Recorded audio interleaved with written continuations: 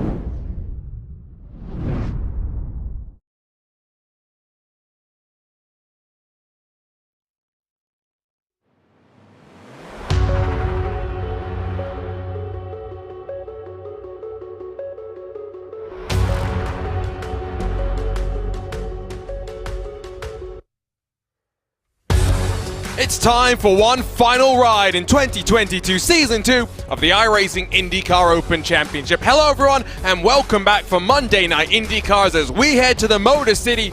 We head to the circuit of Belle. It's a roller coaster that we're getting set for today. The championship has been decided, but one final chance to secure victory before we wrap up this season. My name is Arjuna Kankipati, delighted to welcome you alongside with Andrew Kinsella once more. And Andrew, this is a fascinating racetrack. We've talked about street circuits in the past, but this is bumpy and very different to Long Beach. Absolutely. It's very unique in terms of street circuits because it's not really on a street circuit so much as it's in the middle of a park, in the middle of an island, in the middle of a river near Detroit. And it is just such a unique experience for these drivers. It might be a picturesque setting, but it is definitely not an easy track for these drivers. It's no walk in the park for them. And they're going to have to pull out all the stops and all of their skill in order to get around this track successfully for 40 laps. Here's a look at where we've been and where we're finishing. It's been a long old road, the 12-race calendar that's seen us work through the month of May, through Indianapolis, a trip to Las Vegas where we saw pack racing delights, but now it's all about Belle Isle. 40 laps on the board, one pit stop again.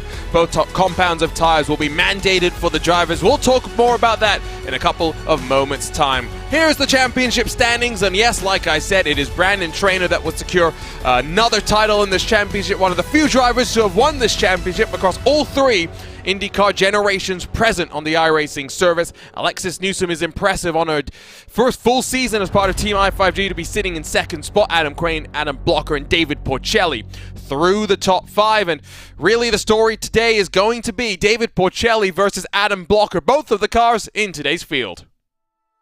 Yeah, absolutely. Of course, Adam Blocker had a lot of responsibilities over the month of May working on Callum Ilot's car in real life, so he was unable to make many of the races so far this season, but he is here today and he is looking to even potentially, I don't know, Arjuna, move up and dethrone Adam Crane. I don't know if he's going to be able to work his way all the way up there. It is a significant gap, but because of the way that the drop weeks work, it is a possibility.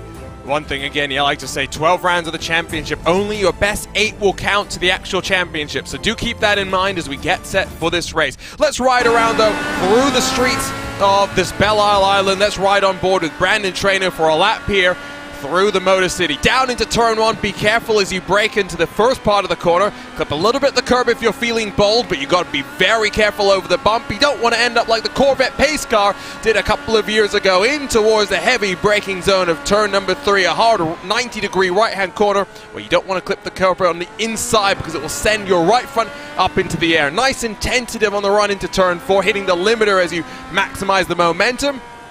And now nice and tenderly into the section that will lead you onto the back straightaway. So easy to overcook it, but the exit here is so important. You don't want to run too wide. You don't want to get too loose, as we saw from Brandon Trainer there. 1:13.6 is the benchmark right now from Connor Harrington, and under the Corvette bridge. Just get to the left-hand side of the track and try and sling the car in. You will be brave through this next portion. How close to the wall do you want to run? How much confidence do you have in your car, in your setup as well? Over the bumps on the run down in towards turn number 11. So difficult to slow it down and get it turned in, but Trainer's nice and tidy as he works himself into the penultimate corner. Lots of commitment through the final corner though, as you build yourself through onto the pit straight. Nice and aggressive from Brandon Trainer as you come to the line. Brian Carey's gone to second. Traino minimizes the distance, and it'll be a marginal improvement in time. It's a 1:13.428. Traino to the top of the qualifying board.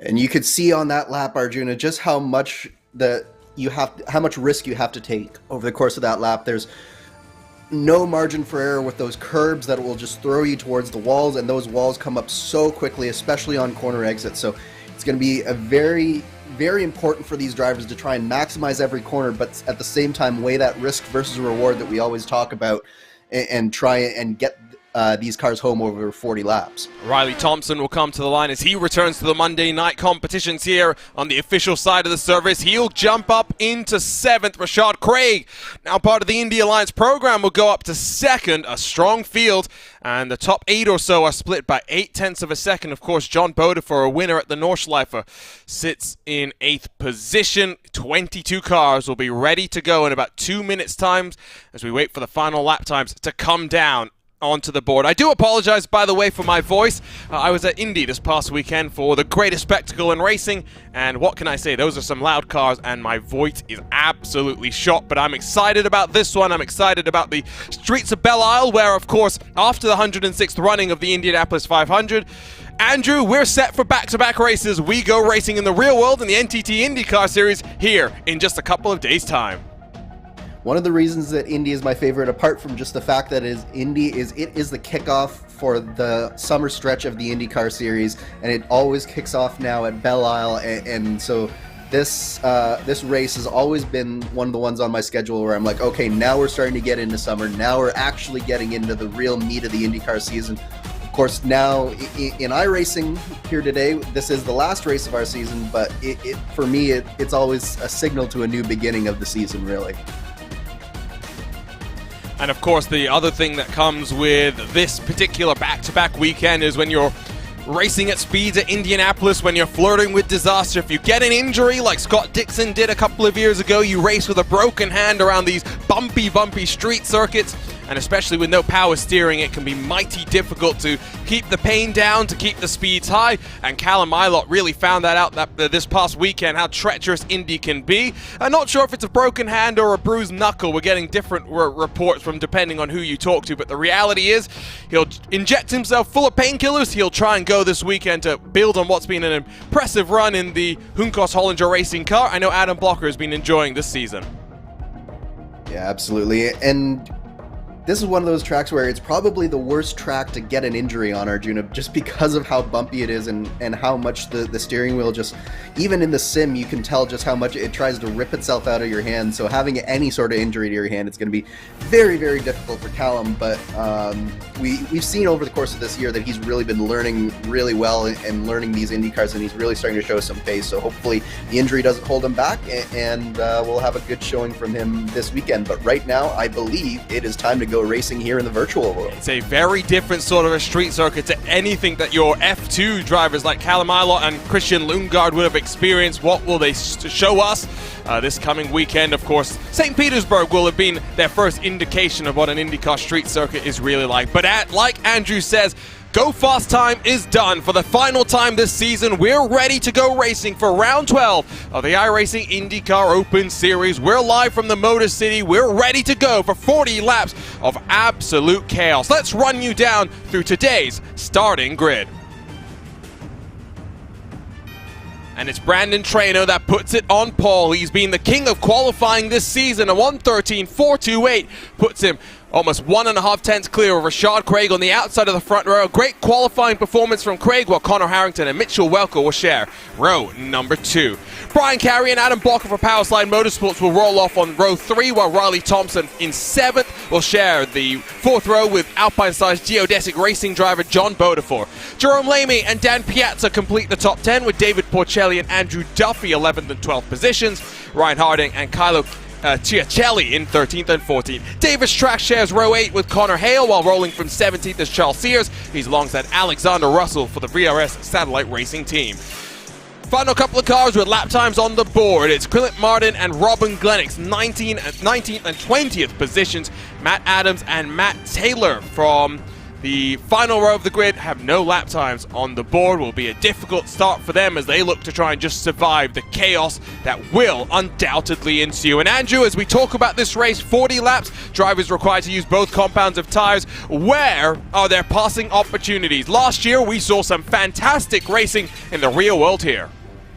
Yeah, so the big passing opportunities down into that turn 3 area at the end of the long straight, just after the short front straightaway. There's the the right-left, and then there's that long straightaway into the braking area, and then there's a shorter straightaway on the back half of this track that might, just for the brave, be a passing opportunity. Other than that, it's going to take some very brave efforts in order to make some passes around here. And already drama. It looks as though Mitchell Welker has not gridded up, so he'll start from pit lane. It will promote Adam Blocker alongside Connor Harrington on row 2 of the grid. It's not much time to get your tires up to temperature and pressure. 40 laps, fuel window anywhere from 22 to maybe 25 laps, depending on how much you want to fuel save. And the preferred compound of tires is expected to be the red alternate tires that the entire of the top 10 is looking to start on. We're underway from Belle and Connor Harrington tries to attack the back of Rashad Craig as they fly their way through turn 1. Nice and tidy, single file. They all scramble for some track position. Adam Blocker tries to get a move done on Connor Harrington. He'll go the long way around, a bold place to make it work. Brian Carey has to defend from John Bodefor.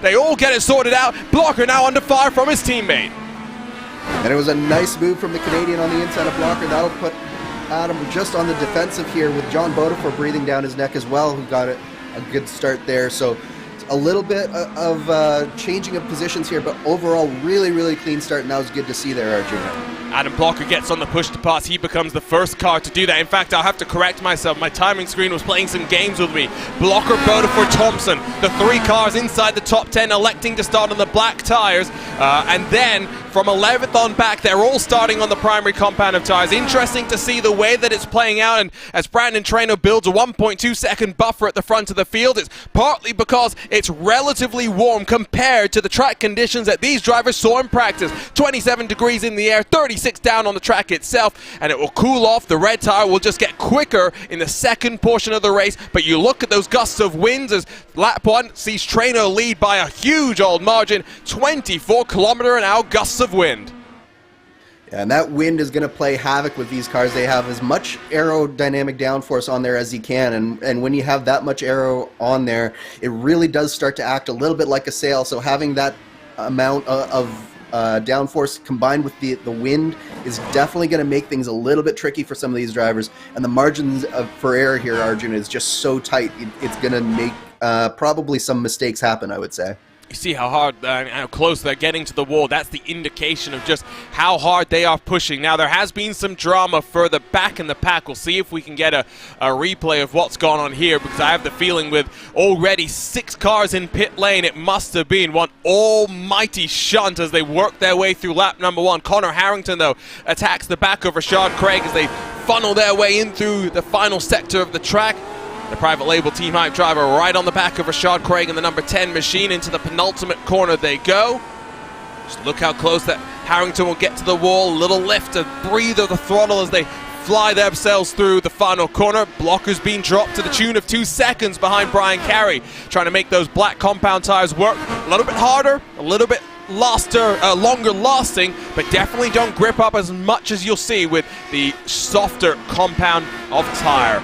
So let's figure out what's happened on this start as we grab a look at the RaceSpotTV replay machine. It misses nothing, and well, it happened in front of the whole train of cars, and then there's a bit of arc brakes. There's a car that goes up on its roof, gets self-corrected. That is huge. That was just a massive impact there. You don't normally see cars on a street circuit getting up on top of each other, but it happened there, and it just looks like that the one car there, he just lost it on his own. It's just one of those things where there's a really big bump coming into that corner there, and if you misjudge the braking point, you try to jam on the brakes, and then if your brake bias is wrong, it just spins you right around, and then that whole field there just had no idea that it's a blind corner, as most of the corners here at Belle are, and they just sort of piled in one after the other. Connor Harrington has managed to get past Rashad Craig, and that gap to the front already 2.2 seconds. That, well, is significant to put it mildly. I don't think that's going to be something that Harrington's going to be easily able to close. It's still a long way to go, about 46 minutes left in this race. Riley Thompson has had some issues in his Total Downforce Racing number 8 machine. Doesn't look like there's too much damage to his car. He has lost about 4 places in the course of just a lap or so. So maybe it was something that happened when John Bodefor who managed to get on pass. I'm not 100% sure, but we'll have to wait and see. Of the 4 or 5 cars involved in the incident, Charles Sears, Robin Glennox, Matt Adams, Clint Martin, Ryan Hardinge, and David Trask. Only Sears and Martin have been able to get back out onto track. For Sears, it was a just under 60-second stop, 57.8 seconds. Clint Martin spent 3 minutes and 50 seconds on pit lane. I'm not sure exactly what happened there. Brandon Traynor was flying, but this time around, Connor Harrington has closed that gap up. It's now 1.4 seconds as they come into the final couple of corners. And for Riley Thompson, it was a mistake down the back straightaway into that right-hand corner at the end of the back straightaway there, Arjuna. That's what happened with Riley. He just got in a little bit too deep. Car got nervous under brakes. I think he did touch the wall, but it did end up making him go deep into the corner, and he lost 2 or 3 positions there. So that's what happened with Riley. Let's see if we can take a look at that now then, as we again grab a look at something on this RaceSpotTV replay. So I talked about wanting to get to the left, but he's braking, moving left as well, and well, Thompson does a good job to not slam into the wall for a second time. Could be so easy to do that. Let's ride on board with Thompson and watch his hands here as into the corner he goes. Look how close he gets to the wall. No harm, no foul though. Yeah, sometimes when you ride that close to the wall, Arjuna, it actually is a benefit when you start to lose the back of the car, and I think that's what we saw with Riley there, is he was just able to bounce off the wall a little bit without doing any damage to the car. But we're seeing a lot of battling throughout the field, and these different compounds, I think, are really starting to change things up a little bit. John Bodefor, he's been sort of the cork in the bottle here with Dan Piazza and Jerome Lamy behind him as well on the red tires. I think they're getting just a little bit impatient, and they're also starting to trip over each other trying to get around that number 2 Geodesic Racing car. Now, does Lamy have a look? Now, Bodefor's 3.8 back from Blocker, who has managed to find some time, but 4/10 slower than Traynor last time by. Traynor with a 14.9 has just bumped it up to a 14.8. Harrington from a 14.6 has gone to a 15.2, so that's significant as there's a car going very, very slow. I think that's David Trask in that number 14. Must have knocked down the wall at some point or another. But Bodefor, like you mentioned, Andrew, is very much a cork in the bottle right now, but seems to have just enough grip to be able to push hard enough that Piazza can't get close enough to have a look. It'll be Thompson that has a look down the inside of Andrew Duffy, and nice and committed, should be able to stop that in time and get back up to 9th position. But like I was saying, it's going to flip-flop around with these cooler conditions with the... Oh, as Thompson gets a big old slide. With the cooler conditions, the relative lack of high-speed corners, the primary tires are very much the preferred option, and if you can hang on in this first stint, if you can switch over maybe a bit earlier to the primary, to the alternate compound of tires, I should say, you might be at an advantage. Those tires might hold on just a little bit better. Yeah, absolutely. Those red sidewall tires are going to be so important, especially later on in this race. You're definitely going to want them on as soon as you can if you're any one of these drivers who started on those black tires. I do like starting on the black tires because it does give you the opportunity to maybe hold up a few people if you're starting up in the field, and it also gives you the opportunity to use them while you can still get a lot of temperature in them. Because the big problem with the primary tires here is it's just so hard to keep good operating temperatures in these tires because you just don't get up enough speed and you don't put enough force through the tires in these corners to really keep them in that really good operating window like you do with the red tires. So it's definitely, I think, a good strategy to get rid of them early, but at the same time, the advantage of going potentially long on this first stint is you might be able to fuel the car just a little bit less on that second stint, and so you're going to have a lighter car, and a lighter car you just need less grip overall in order to make it go fast. So it'll be interesting to see how both of these strategies play out here. Let's grab a look at something that's now happened to Robin Glennox. Managed to get that car back on track, and got a big old wobble on the run in towards turn 5, and well, yeah, that's terminal damage, I think, for Robin Glennox. Not on pace in qualifying, struggling in race trim as well. It would seem maybe that car not fully repaired when it came to the damage incurred with that lap 1 incident. David Porcelli on the hunt as he tries to work into the top 10. He's on the black primary tires as well. Left side of the screen, you'll be able to see the tire compound choices in this first stint of the race. Inside of the top 10, only 3 cars have started on the primary. Outside of the top 10, only a couple of cars are still running on that alternate compound of tire. Dan Piazza now a little bit closer to John Beaudefort. That looked like Andrew Duffy just got in the wall right in front of David Porcelli, and Porcelli was able to get around him. I think it was just a moment for Duffy. He didn't lose the car entirely, but it was still a pretty big moment coming out of the penultimate corner there. Doesn't look like there's any damage to his car, but David Porcelli, the New Jersey native, slides into the top 10. Real-world experience in European open-wheel formulas. Now great to see him in the IndyCar. So Charles Craig has lost a whole bunch of time behind some lap traffic into the clutches of Brian Carey. He will go. The gap down to 1.3 is sliding through on the run under the Corvette bridge. Goes the green and gray machine. Brian Carey's white and blue car will close bit by bit. Brian Carey planning to attend the race this weekend. It's always nice to be able to translate what you're seeing. And of course, well, Belle Isle, at least in its current incarnation, it's very much good that we got a scan on iRacing, Andrew, because 2023 will roll around and we won't be racing on the island. We'll be heading to downtown Detroit.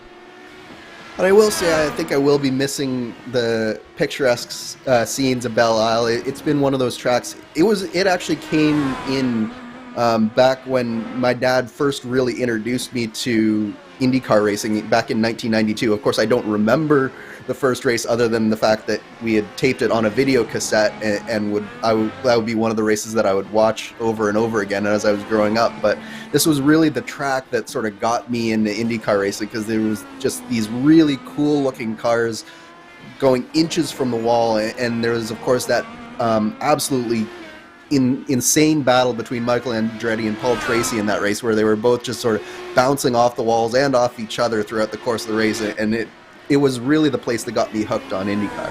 I know you are a Paul Tracy fan, of course. That must. When did your Paul Tracy fandom start? Well, right, basically from the beginning, because he was a young Canadian driver, and I was just a little kid looking for a hero. Just watching some of the timing screens, tidbits going on right now. Not much in terms of wheel-to-wheel action. And, well, Andrew Duffy, if he didn't have damage before, he certainly got damage now in that 13 machine. Try and limp it around, but you'd have to assume that from inside of the top 10, Andrew Duffy will go a lap down and very much will maybe not be enjoying his trip to this picturesque island. Really fascinating track. Now, where did things go wrong for Duffy? You'd have to assume maybe, given where we picked him up, as a similar position to some of the other things that we've saw. And yeah, it's going to be the run in towards turn 7, the edge of the back straight, and he just launches it way too deep into the corner. Not sure if he missed his braking zone or what. But the end result seems rather familiar.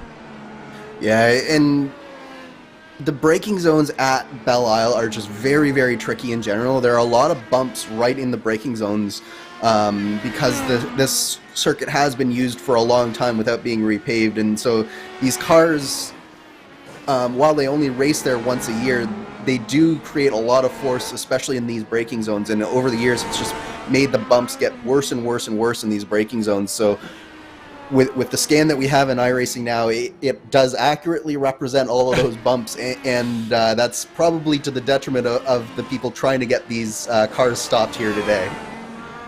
Excuse me. Connor Harrington, 3+ seconds now back from Brandon Traynor. Doesn't look like that gap has closed as well. Turn 7 has claimed another victim.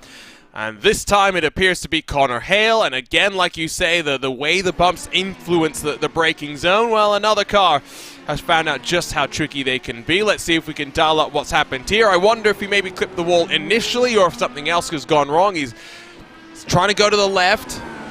No, he's just overdone it again, and, well, he tries to bail out of it, just not in time. Yeah, and you really have to understand where your braking zone is, and more importantly, when you try to bail out like that, you have to make that decision very, very early in order to make that escape road that they have there that you see. So, unfortunately, Hale there, he just got in too deep and didn't quite recognize that he was too deep until it was too late to bail out. And I think we've seen something similar in terms of the necessity of bailing out. If you do it early enough, you can survive. And, well, Riley Thompson returns on a Monday. It's going to be one to forget for young O'Reilly. Into the braking zone of turn 3 he goes, and, well, just about survives, tries to spin it around, does a good job of being able to do that. And then Conor Maddock will be delighted. The safe rejoin, he'll emerge just behind Chiacelli in the 15. Yeah, so that's twice now that Riley Thompson has gone too deep into corners 1 and turn 3, one again. Oh, have we got another one here? And now he's in the wall. It was so third time's the charm. At least I think Riley Thompson has been put out of his misery. Mistakes compound, and I have a feeling that's what's happened with Riley, just pushing, trying to recover from some of those mistakes. You have a look, it's again into turn 7, a little bit too fast through the entry. You see him bobble through the bumps, pushes him wide, and Thompson into the wall.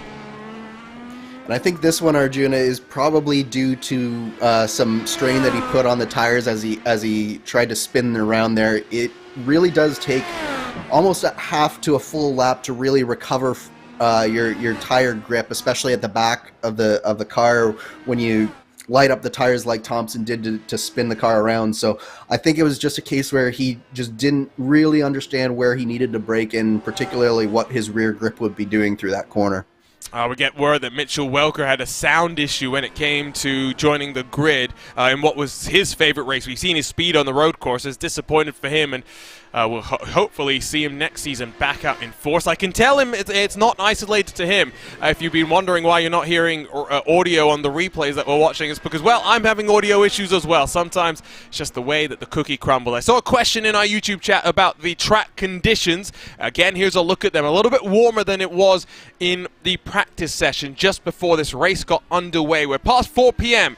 at the start of June here in iRacing. 27 degrees in the air, baking the track to a 36 degrees Celsius point. Low humidity, strong winds. And in a place like this, you might not think the wind is significant, Andrew, but because it's changing ever so slightly, you compound that with the way the bumps are obviously distracting you in the braking zones. It's very easy to come afoul of that. Absolutely. It's one of the more difficult tracks in terms of wind, just simply because of how much you're going back and forth, how many 90-degree corners you have where you're basically changing from what would be a headwind to almost a side wind. It's a very, very difficult to navigate that those types of winds at a track like this. And again, it is compounded by the fact that there is so much topside aero on these cars to make them turn around here that it really does act almost as a sail at certain points and can catch these drivers unawares if they're not careful. But one driver that I do want to talk about that we haven't done much talking about so far is that number 10 car of Rashad Craig. Of course, you mentioned off the top that he had joined the Indy Alliance Racing, and he's really putting on a good show for them. He'd obviously been a strong driver on his own for a number of seasons here, but joining up with a big team, I think, has done wonders for Rashad Craig here. Be interesting to see how it develops for him as well as we head to another season. One of the few drivers that, as an independent, has been regularly competing on these Monday nights, being inside of the top 10 the last couple of seasons as well. Enjoying the climb up, and of course now part of that program that qualified a number of drivers for the iRacing Indianapolis 500, the 13th running here in 2022. Only expect things to go upward for Rashad Craig The gap at the front is up to just around 4 seconds as Brandon Traynor is a man on a mission as he pushes and pushes and pushes at the front. And just like myself, Brandon Traynor is coming back from Indianapolis this past weekend. Woke up at 6 a.m. to drive back to North Carolina where he lives, so he's already done probably about 800 miles of driving. What 40 more laps at Belle Isle, maybe not much practice, and I'm sure for those who are Apex Racing Academy users, Traynor is likely using the setup that he provides to you. Of course, we've seen a number of drivers use the Apex Academy setup to great success to fight with Brandon Traynor, most notably John Bodeford back at the Nordschleife. Absolutely, but one thing that I want to highlight, Arjun, is just how much Brandon Traynor is concentrating here. You can see just how much he's working the wheel and just how much those bumps are affecting Brandon over the course of this race. You can see him just sawing on the wheel through some of these corners, and it really does require just so much concentration, even from the top drivers like this. This is not like one of those drives that we saw earlier from Traynor where he was just sort of taking one hand on the wheel at Las Vegas, being really casual. This is full concentration mode. And even last week, we saw him give us a smile on the camera, a thumbs up as well.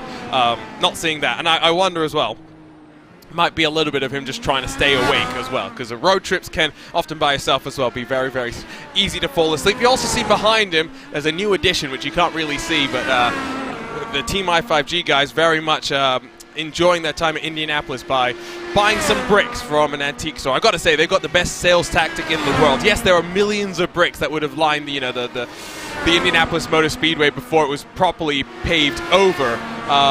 But this antique shop that they found, Andrew, they displayed 7 blocks, and as soon as they were all bought, the shop owner disappeared into the back and put some new ones out.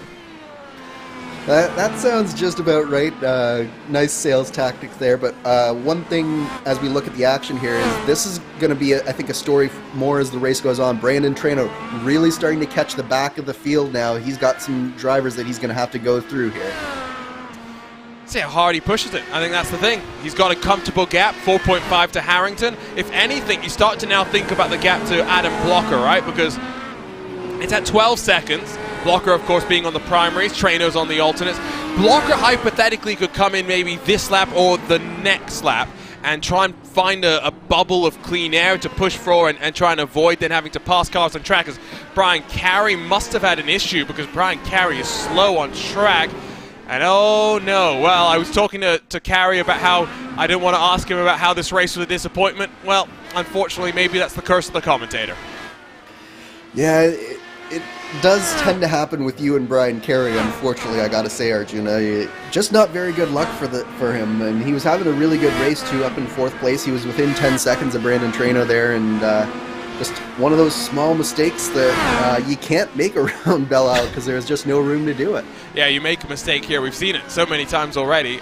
Mistakes very much will prove fatal. Let's grab a look at what happened here then to Carey. And it's again going to be that run into turn 7, a little bit too much speed. I think getting a little unsettled on the curb as well. And then Carey's got to pull to the left, try to make sure that he doesn't get run into by those behind. Get a look on board with him. And what do you see from that?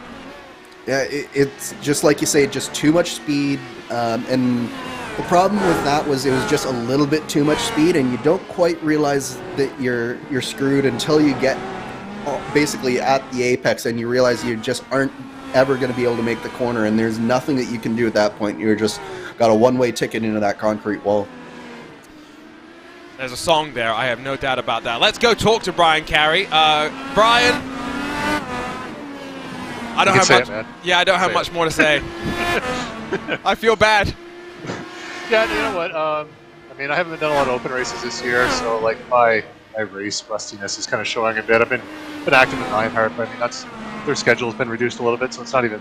I haven't done as many laps, so I want to say I'm a little bit more disappointed than I am. But I mean, I've had so many good races here at Detroit. I'm going to count Long Beach too. I know I think I've bailed out of a elite Long Beach race recently, but these street tracks are tough, so I'll take it when it happens. I've had success in the past. Just today, got into turn 7. Yeah, I kind of ran out of braking talent there. Well, if there's any consolation, we've seen so many cars go off there that I am starting to wonder if maybe there is an element of it, which is the strong winds that we're seeing. But newer tire model here at Detroit, how much fun is it? Oh my god, this is so much fun. Like, honestly, like, in sim racing, iRacing has come such a long way. All kinds of sim racing. Like, I mean, we talked about some of the other sims, but on iRacing in particular, to get a car like this with this kind of tire model on the street tracks is probably one of my favorite things. Like, I really wish they would scan Toronto and St. Pete, around the world to, well, maybe not the F1 street tracks, the faux street tracks, but like these IndyCar ones are fantastic. I'm sure there's some I would kill for an Adelaide, get surfers in there, that kind of thing. But tons of fun. That's why I was out here today. Wouldn't have normally raced, but you can't pass up Detroit. Sucked it ended like this, but it was still a ton of fun. Well, enjoy your trip to Detroit to see the race this weekend. Hopefully Lionheart, which will kick off at Suzuka midway through June, will go better for you. Yeah, and if it doesn't, then hopefully I go with Spectacular. But I'm hoping for a good result. Brian Carey joins us after his issue into turn 7. Connor Harrington has boxed early, and I wonder if he was struggling on those red mark tires. He switches over to the primaries, Andrew. Yeah, a little bit surprised to see Connor getting off the red tires this early, but I think it also, Arjuna, could have been just a little bit to do with the traffic around him as well. He was sort of in and around that traffic that Trano had been dealing with a couple of laps beforehand, and you can see on the timing stand that Blocker has closed up almost 3 seconds over Brandon Trano as he was dealing with that lap traffic. So definitely the Reds were probably starting to give way at the end of the stint, but again, probably for me, maybe 2 laps early if I were Connor Harrington on going for the ultimate strategy there. So there's Trano. Does he respond? He has worked through most of the traffic, and you should also say it's not worked out swimmingly for Harrington, who's got plenty of lap traffic still to carve his way through. Yeah, this is definitely not the clean air I think that Harrington was hoping for, but it does look like the one car there is at least getting out of his way nicely, but that just leads right into another one. But we do have one car down pit road. That is the 10 car of Rashad Craig, promoting Adam Blocker into second position now. Yeah, now it's going to be interesting where Harrington comes out in comparison to Craig, who was really hustling at the end of that stint, was very impressed as to the progress that Craig was making. We've already talked about the level of speed that he's showing. Now Craig's going to release himself off the button. Harrington's already up to speed, will emerge just in front. Now we'll see if Harrington's tires are already well and truly fired up, if Rashad Craig is going to be able to respond, and Harrington gets on the push to pass to try and extend and elongate the gap back to the number 10 machine. Jerome Lamy has also come down. He switched over to the red mark alternate tires. If you're Blocker, do you come in early? Do you try and go as long as possible? So I was actually just thinking about that, Arjuna, and I like this long stint here from Blocker. So one of the things about the black tires here is that they often are at their best at the end of a stint. They don't fire up very well, but they last for a very long time, and with the low fuel, it really brings them to life towards the end of the stint. So because he didn't get off of them right away at that sort of like lap 16 area that we talked about, I suspect that you're going to see Adam Blocker extend these black tires out as far as he possibly can here, use this clean air that he's got in front of him, try to put in as fast laps as he can, and then switch right over to the red and keep pounding those fast laps to try and get back towards the battles between Craig, Harrington, and Trano. And of course, we'll point out that by doing that, he also means that the car's going to be a little bit lighter when he gets to the final part of the run. So maybe the tires will hang on a little bit better. We talked about those track conditions. Let's see if they've changed at all, and the answer is no, not really. It's still 36 degrees Celsius in terms of track conditions, and that's surprising to some degree given that we started with 21 taking to the green flag. We're down to just 16 running, and it does tend to be here on iRacing that as cars fall off the track, as they stop building temperature into the track conditions do start to cool off. Here's a replay of something that's happened to Alexander Russell. Now, I wonder if that was a mistake, or it was the fact that Connor Harrington was breathing down on him and he wanted to get out of the way. It seems like 6 of one, half a dozen of the other. Yeah, I suspect with how many laps down, that was just Russell being sort of kind to Harrington there, because it's very difficult to let someone through the fountain section of this track. It's very much a one lane through that section. So suspect it was just a conscious decision on Russell's part, him already being 3 laps down. Only 8 cars are left on the lead lap right now. This has very much been a race of attrition, and it seems like we might have just had another driver have some sort of an issue as John Bodefor is going to come down to pit road. Now this is Dan Piazza in that all-white machine in that number 12. Oh, he gets sideways and then tries to save it. I think now, what's going to happen here? Brandon Trainor's closing in on the power. Piazza loses it. He talks about the tire conditions earlier leading to more mistakes. That seems to be the case there as well. Yeah, so that was a case where that slide just basically put in so much heat into those rear tires, and then so when he dropped the hammer coming out of the very next corner, the bumps on, there's a lot of bumps. We talk about bumps, but really right there is probably the bumpiest spot on the entire track.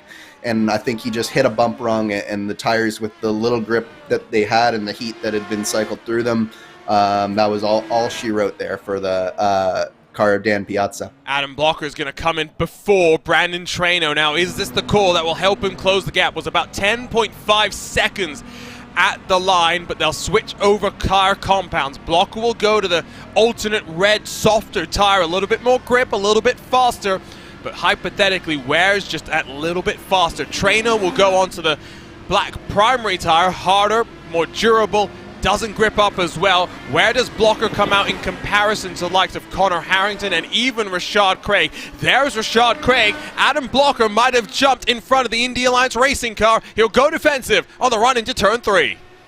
And that was so important for Blocker to come out in front of Rashad Craig there, Arjuna, because that means that that's one less driver that Adam Blocker's going to have to pass if he has any hope of catching back up to Brandon Trainor.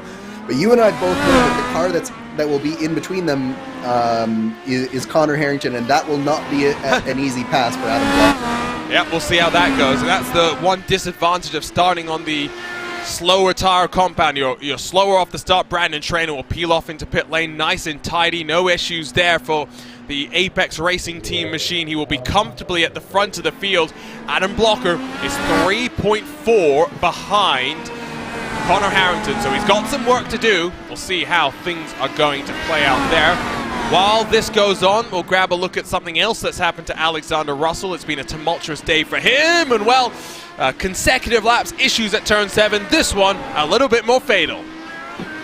Yeah, turn 7 has claimed another driver, Arjuna, and Alexander Russell is just the latest driver to make that mistake. And it's one of those things. I think the wind is just at their backs there, and so the braking point is just, it's not where these drivers will practice so much, as Adam Blocker got very close to the wall there coming out of turn 2.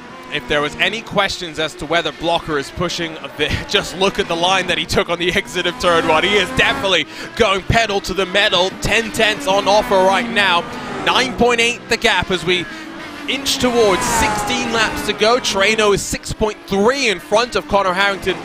There's that indication that the call from Harrington to try and maybe get out of the traffic, get to a tire that he thought would work a little better, has not gone as intended.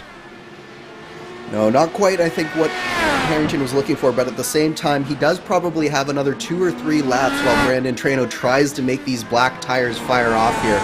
You can see that the gap is already starting to get down right around under that 6-second mark, just because Trainor, it's going to take him a while to go through that cycle of trying to get the tires fired up. Harrington's already been through it, so he can push as hard as he can, but I think we all need to keep an eye on Adam Blocker, because he already cut it down to under 9 seconds now.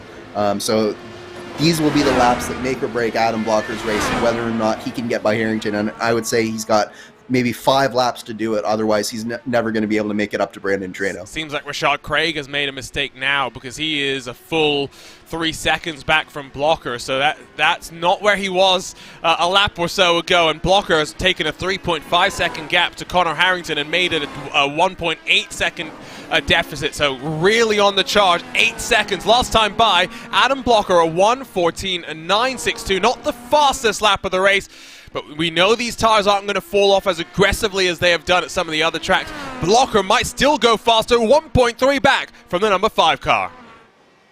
And now you're going to start to get a little bit of the dirty air effects as well, so that's something that Blocker's going to have to deal with. But if he's going to make a move, I say, Arjuna, he's going to have to make it soon, because those red tires, while they do have that nice sweet spot at the beginning of the run, it will start to degrade. It doesn't degrade necessarily as much as some of the other tires, but you can see visually just how much that driver is now closing up onto the back of Connor Harrington. Harrington made a small mistake through turn 10, and that's just allowed Adam Blocker that much closer. He might have a shot at it on this next straightaway here, Arjun. I say this very, very frequently. It's not just push to pass, it is push to defend as well. But Adam Blocker has gone fastest of them all. A 1:14.568 does not get on the push to pass to force the issue on Connor Harrington on the charge into turn 3. Puff of smoke from the inside front as Harrington, well and truly feeling the pressure, is trying to fend off the advances of your defending and outgoing series champion Adam Blocker.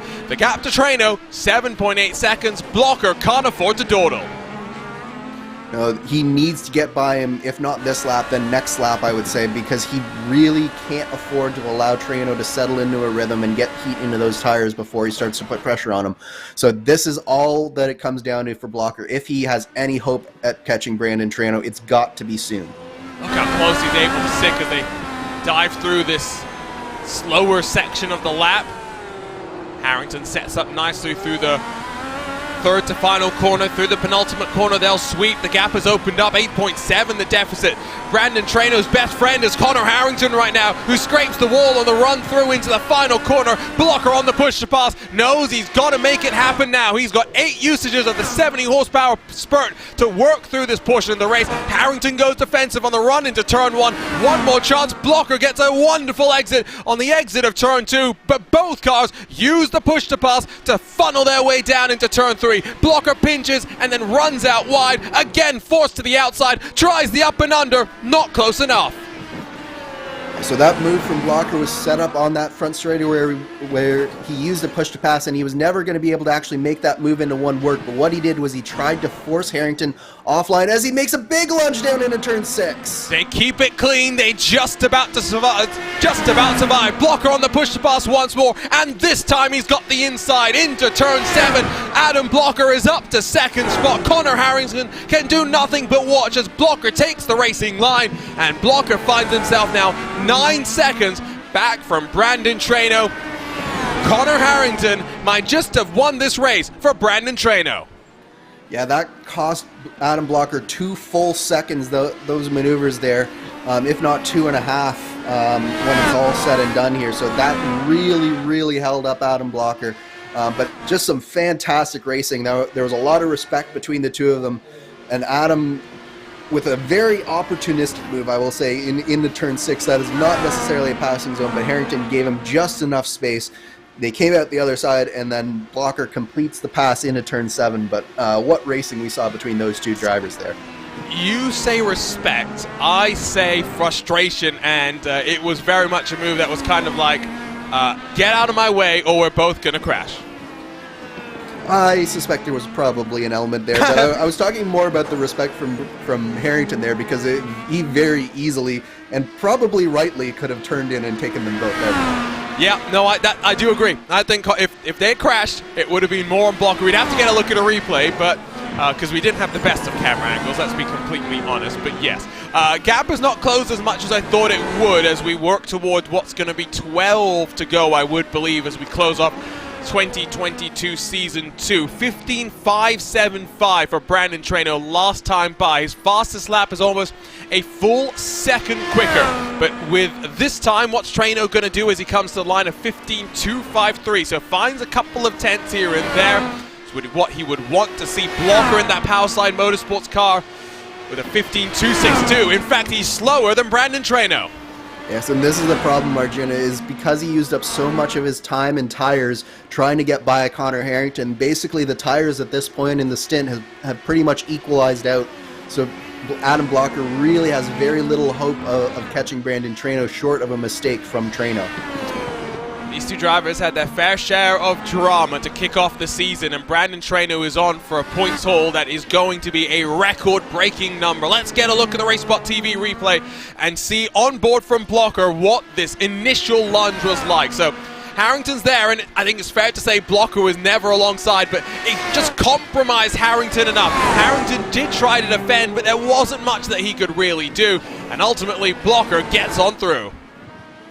Yeah, and as I say, like, if I'm Harrington, I very easily could have turned in there, because that's not a place that you're expecting a lunge, and you could definitely tell that Blocker caught Harrington a little bit unawares there, but at the same time, it was one of those things where it was a calculated risk from Blocker, and he needed to get around Harrington if he had any hope of catching Brandon Traino. Of course, now I would say at this point he basically has no hope at all, and he's just settling in for second here. But it was the type of desperate move that you needed to make if you were Adam Blocker. Last time by it was half a second, but with 11 to go, he needs more like 7, 8, 9 tenths of a second per lap to really close, and the black tires are not going to fall off. If anything, the pace from Blocker has got to improve as well. Look how close he gets, kicks up a whole bunch of spots. Harrington's already fallen 3.6 seconds back. I do wonder if Harrington had waved Blocker on through, if Blocker would have been able to charge him down. I do get the sense, though, Traino was in a very comfortable spot.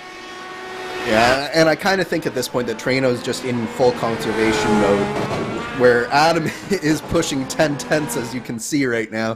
Traino is just in that mode of comfortably securing this race, as John Bodefor has actually just gotten by Rashad Craig into turn 7. That was a nice move from Bodefor. I think it's all about the tires for John Bodefor. He's on that same strategy as we were talking about with Adam Blocker, but Bodefor struggled a little bit more in that first stint of the race. Let's get a look at what happened here then, as the ever-present RaceSpotTV replay machine will pick up the move from Bodefor into turn 7. In fact, no, we might have missed it. Oh no, Rashad Craig just goes a bit deep. Not sure if that was pressure, not sure if it was just a simple, innocuous mistake. The result is the Alpine Star geodesic racing driver goes on through. Yeah, I think that was just a case of a little bit of pressure there, especially with the tire differential. Craig hasn't looked very comfortable on these black marked tires, and Bodefor had been closing up fairly rapidly onto the back of that green number 10 car. And I think that he just missed his braking point just a little bit, and unlike some of the other drivers we've seen, he was able to keep it out of the wall, but at the same time, you can't afford to keep making mistakes into that corner, and we've seen so many here today. Looking forward to this weekend's race, of course. Those who remember the 2021 race will, of course, remember Felix Rosenquist's horrific horror crash into turn 6 as they were on the run into the back straightaway. It seemed, oh, excuse me, was it turn 6? No, it was turn 4, wasn't it? Where it just seemed like the throttle pinned. No, it was turn 6. Okay, turn 6. Gotta trust my memory. The throttle pinned, one of the scariest things that you can do, what you can experience as a racing driver, just having no control over your car. And it was a stark reminder that as safe as these cars are and as safe as the tracks are, at the same time, these are mechanical monsters going around a concrete lined racetrack at speeds of 150 to 180 miles an hour at certain points. And just things like that can happen, and a hung throttle, and suddenly you're in the wall in a big, big way. So it's just another reminder of how brave the drivers, especially in the real world, are trying to muscle these cars around tracks like this. And you say that, sorry, I was just typing it to a comment that someone had just shared with me. But having now finally gotten the opportunity to go to Indy, to see these cars in person, one, you don't appreciate just how big the Indianapolis Motor Speedway is until you are there in person. The sheer scale of it is unimaginable unless you are there. But point two, you don't understand the commitment that those guys have until you see how close to the wall they get at 240 miles an hour. It is something to behold. I landed Friday morning, we went to the track, we waited for the rain delay to finish on carb day so we could see practice, sat inside of turn 1, blown away by just how committed even early in the session they were into turn 1. Then I wandered over to turn 2, Andrew, where I was even more impressed because we got right up to basically the catch fencing there, and on pit exit as well. It is just something. It's hard to put into words. It's an experience that I hopefully want to try and do now every single year. And I'm sure you would agree, Arjuna, that some of the bravest drivers in the on the track aren't necessarily the ones at the front of the field with the cars that are handling well. It's the drivers farther back in the field where they're doing a four-wheel drift at 220 plus miles an hour at Indy. Will Power's car is the most evil-looking Indy car that I've ever seen. On Sunday, my word, I felt so bad for the guy because, like, he just didn't look like he could do anything with that car. He was always the one pushing up off the apex of turn one, always the one getting wiggled loose. Colton Herter looks pretty evil as well. Yeah, no, those are the guys where you're just like, you're trying, you're digging.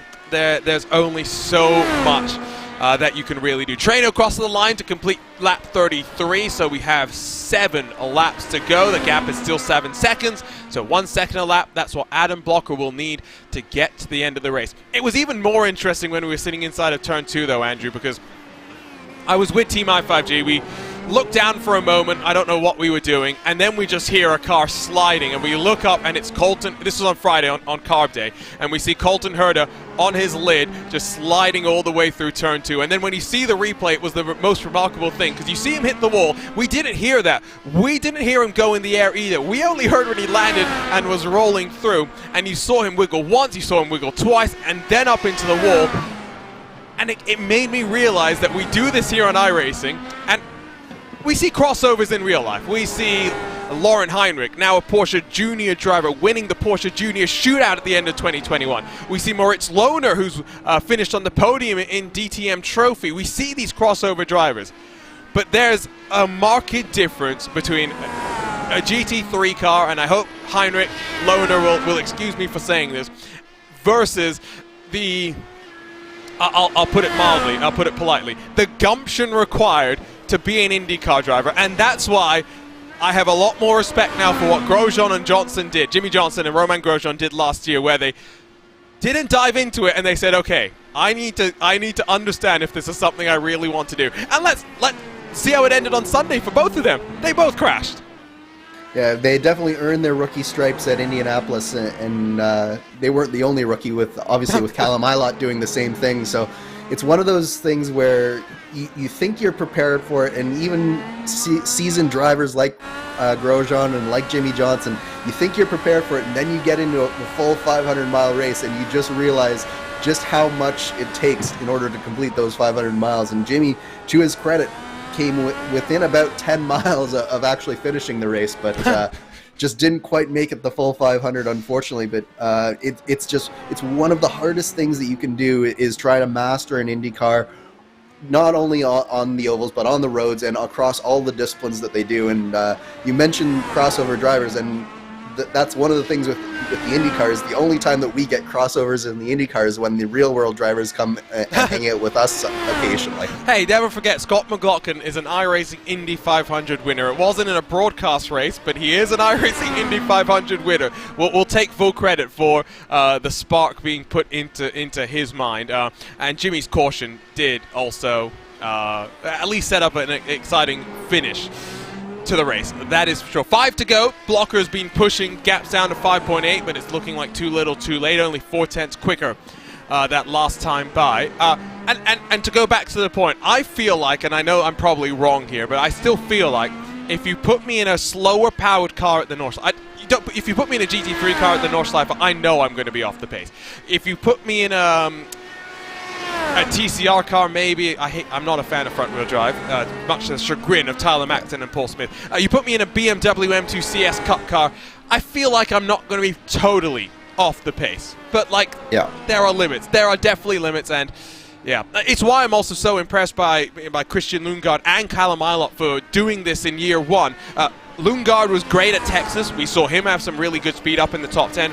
Ilott was quick at Indy. The race didn't go necessarily the way that he would have wanted, but talk about crossovers from, real to sim. Those are drivers that would have never done an open wheel oval race before, being thrust into, in their second attempt at it, the biggest spectacle, the greatest spectacle in racing.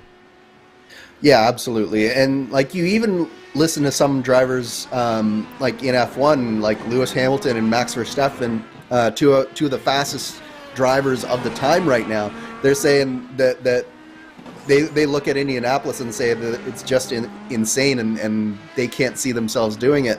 And that just goes to show you that not only are IndyCar drivers some of the best drivers in the world, but they're also the bravest drivers in the world as well. I would not be shocked if we see Max maybe at some point do some Indy. He doesn't need to, let's be honest. His legacy is well and truly set.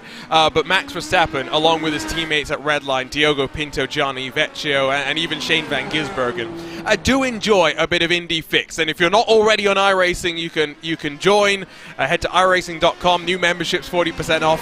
Get on your journey to a virtual checkered flag. You do Indy fix, and if you're in top split, you might just end up racing Max Verstappen. Not bad. Not bad at all, but right now the driver who's saying not bad at all is Brandon Traino in this, because he has just stabilized the gap. You told us a couple laps ago that Blocker had been taking some time out of him. Well, Brandon Traino's not letting that happen anymore, and it is stabilized at a nice 6 seconds. And I think Brandon Traino, with 3 laps to go, he's just looking to wrap up this record-breaking season and take home the winner's trophy to boot. And the lap time difference between them last time by, did you see it, Andrew? 1,000th of a second. You can tell that they're both pushing it, and the most fascinating part about that for me is that they're both doing it on different compounds of tires. So, like, it means that they're both finding ways to maximize their tires and maximize the track with different techniques, because it does require some different driving styles in order to make both of these compounds work, and it requires being fast at different points in the corner. So it's very interesting that they could get it that close with just 3 laps to go in this race. Now, I forget which race that we did this for. It would have been one of the road course races earlier this year. Probably Barber, if I'm remembering correctly. But those who watched our coverage of this 2022 Season 2 will know that we had the Rob Malechka official RaceSpotTV spin counter. Well, presented by RaceSpotTV. This time we have the Alexander Russell spin counter. And by his own admission, 3 spins on the day so far. Difficult day for him, but he's another driver who really has stood out in this month of May. We're coming to the end of the month, of course, but Alexander Russell, I believe what is his first real attempt at qualifying for the iRacing Indianapolis 500, squeaked on into the big show. Yes, the race may not have gone his way, but it's a learning experience, it's a growing experience. There's only one way to learn in this sort of racing, Andrew, and that's to do.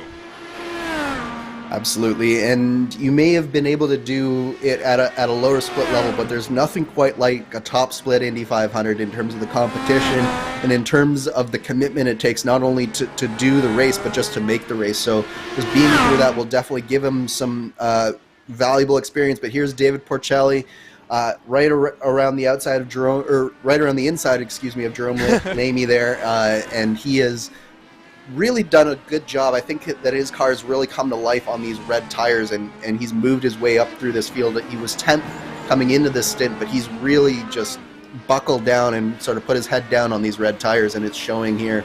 And I think he's going to get a nice finish out of it because of it. 1 lap to go. Brandon Traino has to survive one more trip around the Detroit roller coaster.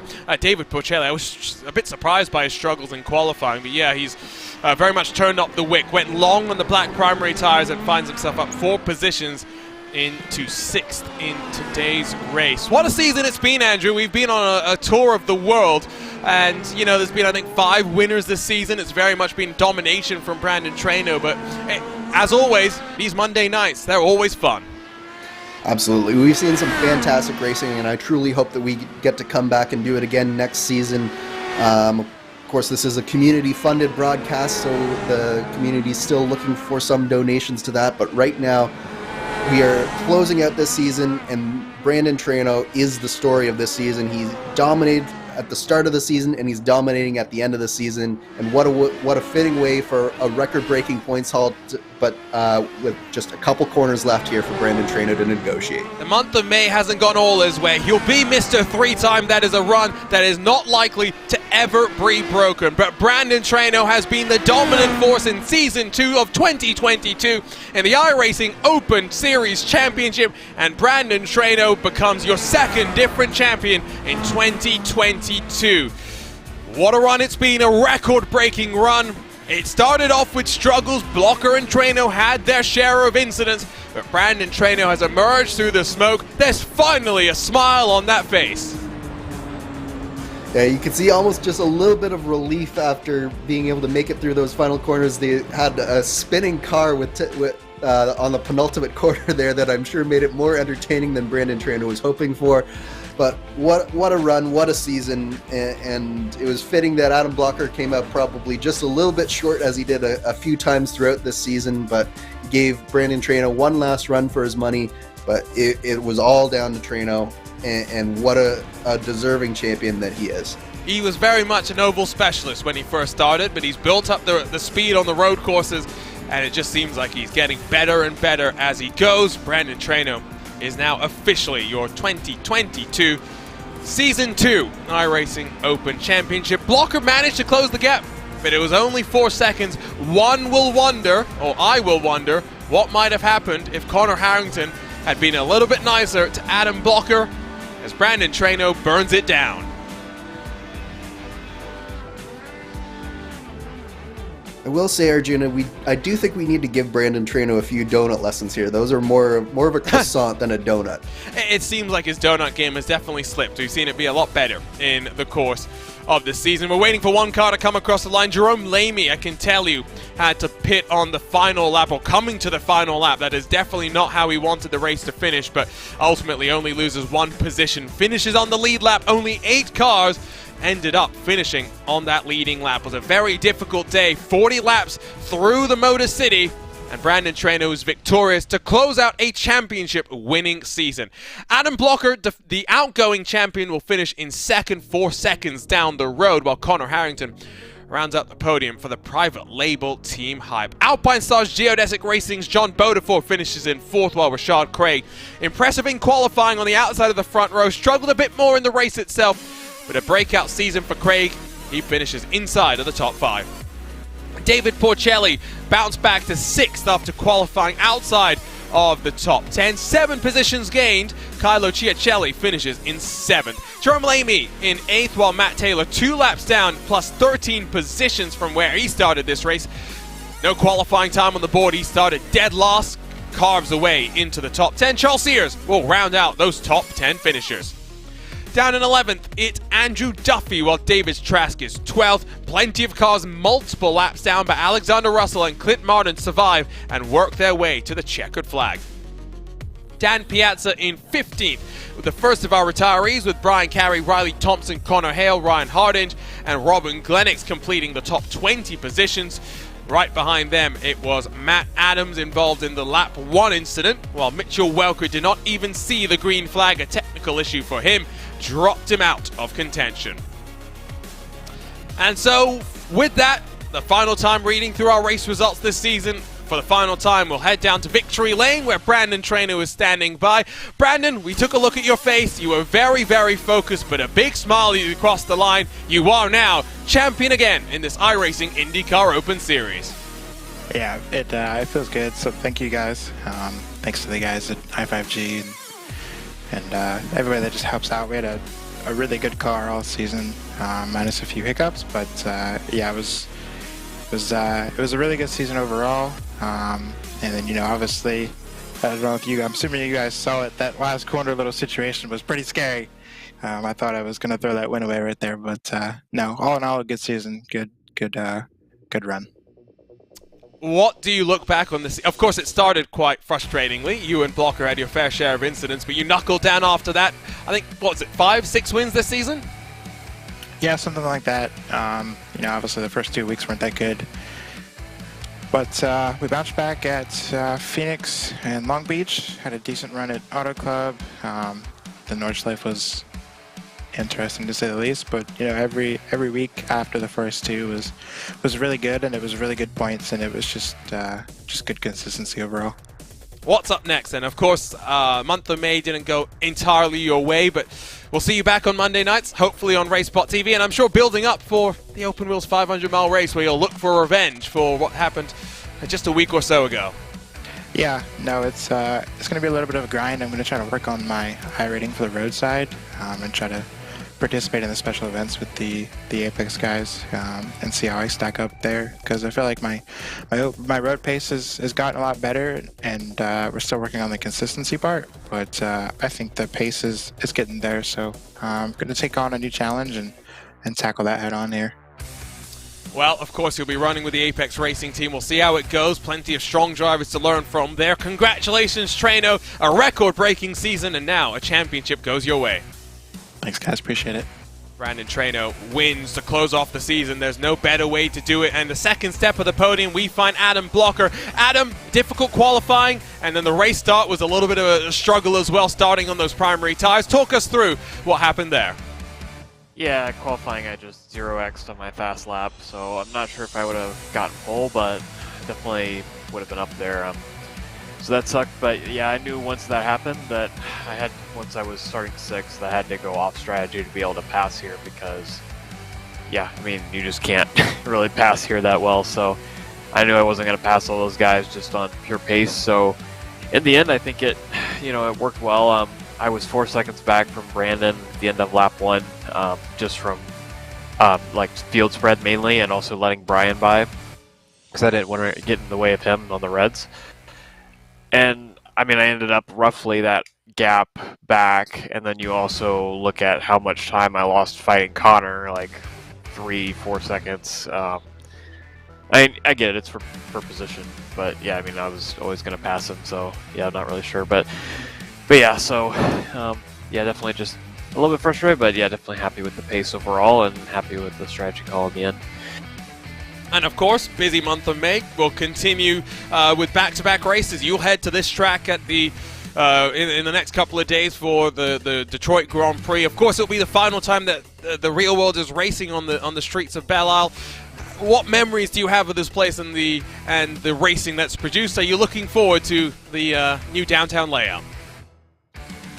I mean, I personally wish they would just keep it on Belle Isle just because it's probably a better racing track. The event itself will probably be better downtown, but yeah, I mean, I just really like the track itself. I mean, there's no other track on the IndyCar. I mean, maybe Nashville now that's as bumpy as this place, and just so many of the corners have such weird like undulations and everything. Just all of the, like, if you ever look at ride height or even like engine speed traces from this track, it's just it's almost unreadable. So yeah, it's just it's a great track, and it puts on some really good races. Personally, my favorite is just last year.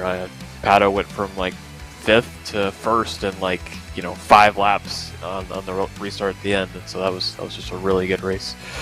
And of course, you help build the schedules for this championship. Of course, we'll get a week off, week 13. New things coming to iRacing. Who knows what that's going to be? But of course, then we do it all again. 12 more weeks, 12 more races. We'll start at Road America. Some highlights, of course. We'll go to Le Mans. We'll go to Sonoma. What are you thinking about the next season and what's in store for the community?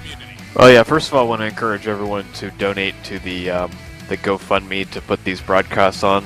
It's community funded, and we're still working on getting the broadcast for next season. So please donate if you're watching and want to keep this going. And yeah, basically the biggest ones I'm looking forward to, Le Mans is going to be really interesting just because I don't think, Indy Open, like any public series that's ever raced the IndyCar there, so it's just going to be really interesting. People are probably going to have to trim a lot for the straights. And then tracks like Sonoma are always great. And yeah, then just, the classic summer road courses like Road America and Mid-Ohio are just great in this car. And then the other tracks like Pocono and Iowa are always good races too. So it's just the classic mix of all sorts of tracks, and we'll put on more good racing, I'm sure, over the summer. It's always fun on a Monday night. I know, of course, you couldn't be competing regularly with your commitments. We'll see how it goes next season. Congratulations on the second, Adam. Looking forward to seeing you in at least Lionheart competition in the next couple of weeks. Yeah, I just want to thank you guys for the great coverage this season, and yeah, just thank everybody at Powerslide for the work, and yeah, see you guys in season 3. Fingers crossed that we are indeed covering it here on RaceSpot. Well, one more podium interview to get to this season. It's Connor Harrington, who's standing by with Andrew Kinsella. Connor, you had a really strong run there to 3rd place, but I think first things first, we want to talk to you, just talk us through that battle that you had with Adam Blocker there, because it looked like you guys were getting wheel to wheel for almost a full half a lap there. My God, yeah, it was a physical race. Yeah, I don't know. After the pit stop, we had dragged the left side of the car off twice. on the exit of like turn 11, and then if we finally whacked it pretty good on the exit of 12. So we had front wing damage and maybe front toe damage and left side damage, and the car just was not driving right. So we just tried to hold on as much as we could, but once Adam got positioned there on the fresher tires, probably if I had battled him in there into the corner, it probably would have ended up bad. So I kind of just had to let him go. But yeah, it was a good battle. Just unfortunately, we caught the wall. We were running really aggressive on our ride heights. We just kept sparking the floor really hard. But we'll take a good third place finish. Happy to keep all four corners on it somewhat. And describe, if you can, to the viewers what it's like to try and wrestle the car around a bumpy street circuit like this for 40 laps. How much concentration does it take, and what are you doing in the car to try and keep it off the walls? Fast hands, really, really fast hands. Because with how this car is and how the tire works and everything, and how to get the best out of the car, the lower you can run to run the car to the bottom to the ground is better. So, you're just gonna catch these weird bumps, and you just have to really, you got to really be ready to make a couple of catches there with the wheel, and we did that for the most part. And but yeah, it's a very physical racetrack to drive around. And so we are at the end of this season, and we're also just through the month of May as well. So that's basically the two big things for IndyCar done and dusted, at least for now. What does the coming months look like for Connor Harrington? Yeah, we had a really, really strong month of May. I didn't get a chance to thank him in the broadcast, but I just really wanted to thank everybody at Team Talent and Private Label Team Hype for all the work they put in for the Indy 500 and for Open and Lionheart and all the other stuff that we do. So yeah, we've got Lionheart. Phil probably hasn't been the start of the season I really wanted, but we're doing pretty good in the team championship, and I'm happy about that. And I'm really happy for Phil that he's doing so well and coming into his own. But yeah, we've got some endurance stuff maybe starting up in the fall. It's going to be a summer of IndyCar though, I think, for us. But we're excited to be here on RaceSpot with everybody and just and have some fun. Awesome. Well, thank you so much for coming out, and hopefully we'll see you again next season here. Yep. Thanks, guys. See you next season. Connor Harrington brings our post-race interviews to a close, and indeed our post-season interviews to a close. Let's grab a look at what's on the schedule for 2022 Season 3, Andrew. Let's talk about what we're looking forward to, what's going to be Struggle City. Road America, of course, that's a classic, along with the likes of Mid-Ohio, Iowa, a return to the Indianapolis Grand Prix layout, Gateway, that's all going to be fun. Standouts for me, of course, I love my road racing. Le Mans, Circuit de la Sarthe, interested to see how 16 laps goes there. Probably expecting at least 2 pit stops with how much time you spend at full maximum throttle. Sonoma, no longer on the real world calendar, but that's always fun as well. In terms of lowlights, well, we've commentated, we've done RaceSpot broadcasts of Charlotte IndyCar stuff before. Not sure what that's going to be like, but we'll hopefully get to see it all. Absolutely. You know me, Arjuna. I love me some Road America. It's probably my favorite track on the circuit, regardless of what car you're driving it in. But Pocono is another one that I'm going to be looking forward to. It's always an entertaining race, and particularly with how long the lap is. The fuel strategy is always very fascinating there. And then that high bank short track at Iowa is another one for me. I think that's going to be a really fascinating race. I know a lot of the different teams have been putting some more effort into getting their short track setups sort of more on par with each other. So I think it should be a much tighter race than we saw in the short tracks in Season 2. So it'll be very interesting to see what happens there. Don't forget, we saw, was it Rashad Craig or Andrew Marquez, on Richmond in season... Ooh, well, my memory is really failing me. It was season one. So just a couple of months ago, on pole position, controlled the race until a caution really put him in a compromised position. Adam Blocker was able to close and put the pressure on. Well, it's time to wrap things up. It's week 12. It's the close of season 2 on iRacing, but a new horizon is not far away. Week 13 is next week. We'll have some fun on RaceSpotTV, so make sure to join us on social media to follow along with what's going to be some exciting stuff. It's not going to be Friday night meantime. That's all I'll say for the time being. Monday Night IndyCars is always so much fun. IndyCar is an integral part of what RaceSpot is all about. And we're excited that at the very least, we've got Lionheart and Open Wheels coming up for the rest of the year. Adam Blocker said it. We've got a GoFundMe to continue these Monday night broadcasts. So head over to the forums, get the link, and make sure you get involved so that maybe we can do this all over again. It was a record-breaking season. It started with turmoil. It's ended with delight. Brandon Traynor was the class of the field in 2022 Season 2, a record-breaking points total to claim the championship. Only one of the few drivers to have won this championship in all 3 editions of the IndyCar that's available here on iRacing. Brandon Traynor is well and truly one of the best that iRacing IndyCar has to offer. 12 weeks are gone. We'll see you next time on RaceSpotTV, but for now, we say goodbye from the Motor City. We encourage you to tune in this weekend for the Detroit Grand Prix, and we sign off by congratulating Brandon Traynor, a champion once more.